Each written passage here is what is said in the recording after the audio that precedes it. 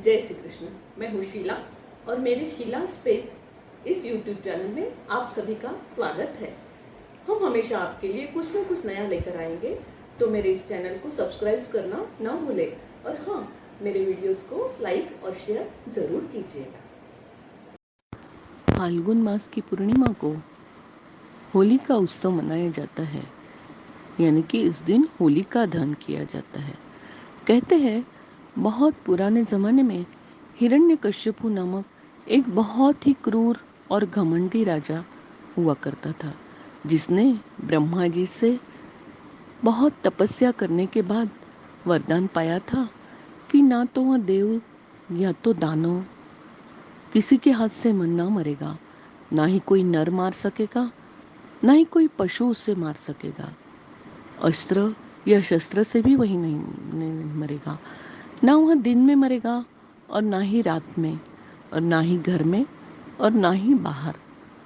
इस तरह का वरदान पाकर वह बहुत ही उन्मत्त होकर और भी क्रूर हो गया था। अपनी प्रजा को बहुत प्रकार से यातनाएं दे रहा था, सब मंदिर नष्ट कर रहा था और सभी जगह खुद की पूजा करवाने का आग्रह कर रहा था। पर कहते हैं ना, जहाँ बुराई होती है अच्छाई भी कहीं ना कहीं होती है। उसका खुद का पुत्र प्रहलाद ही एक बहुत बड़ा विष्णु भक्त था, जो दिन रात अपने दोस्तों के साथ, लोगों के साथ विष्णु भजन करता रहता था और विष्णु भगवान की लीलाओं का गान करता रहता था। पर क्रूर पापा को ये कैसे सहन होता था, इसलिए उन्होंने अपने ही पुत्र को मारने के लिए बहुत सारी योजनाएं बनाई।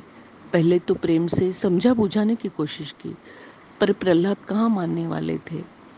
फिर उन्होंने उसे एक ऊंचे पर्वत के टीले से नीचे गिरा दिया। पर यह क्या, वो तो कुछ दिनों वापस हरि कीर्तन करता वो वापस आ गया। उसे जहरीले सांपों के बीज डाला गया, पर उसमें से ही वो बच निकला। गरम तेल की कढ़ाई में झोंका गया, पर वहां भी श्री हरि ने उसकी रक्षा की। आखिरकार तंग हो चुका था हिरण्यकश्यपु अपने ही बेटे से। तब उसकी बहन होलिका ने उसे समझाया कि मैं इसके लिए कुछ करती हूँ। होलिका को भी एक वरदान प्राप्त था कि वो आग से कभी भी नहीं जलेगी। उसने अपने भाई के साथ मिलकर एक योजना बनाई और फाल्गुन महीने की पूर्णिमा के दिन एक बहुत बड़ी चिता जलाकर उसमें प्रहलाद को लेकर उसकी बुआ होलिका उस चिता में बैठ गई। चिता जोर जोर से जलने लगी, पर यह क्या, बुराई रूपी होलिका जलकर खत्म हो गई और प्रहलाद हंसते हुए बुझी चिता से बाहर आ गए। प्रहलाद का एक अर्थ है आनंद। जब बुराई मर जाती है, काम, क्रोध, मोह, मत्सर, अहंकार यह जल जाते हैं, तो बचता है निर्मल आनंद, और वह आनंद सभी को आनंद बांटता रहता है।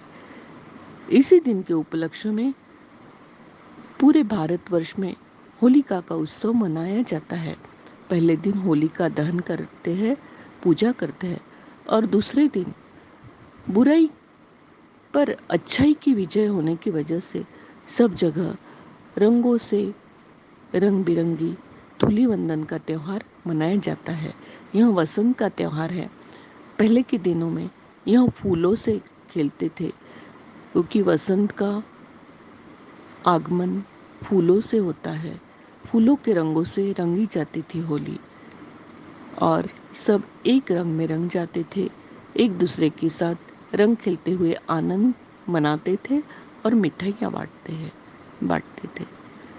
इसी तरह यह होलिका हमें उपदेश देती है बुराई पर अच्छाई की विजय की। जय श्री कृष्ण।